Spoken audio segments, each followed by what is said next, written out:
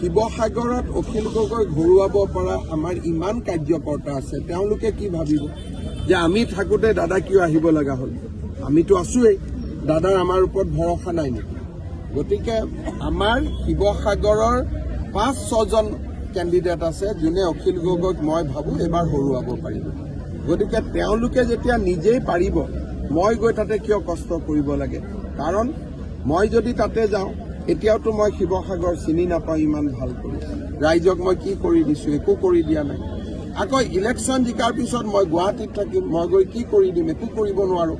গতিকে ৰাইজক মই ঠগোৱা নহ'ব জানো?